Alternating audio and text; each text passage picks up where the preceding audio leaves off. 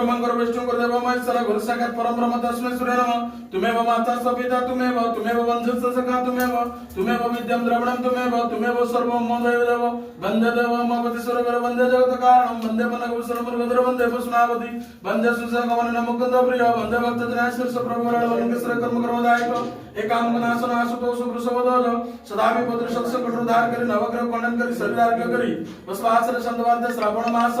अद्य रविवार रे आपण मस्तके गवाक्ष बोलाई करे उमाकांतर मनुष्यदाब्र करवाते नवग्रह खंडन करवाते धन जन गोपलक्ष्मी रे बढ़ित रखवाते पराशर गोत्र से जजमानिस उमाकांतर मानस रे मनुष्यदाब्र करी दिव्य बालक दे आपण को वाला विख्यात मणिमा गोटे जाळ दिव्य बालक दियंतु आपण को वाला विख्यात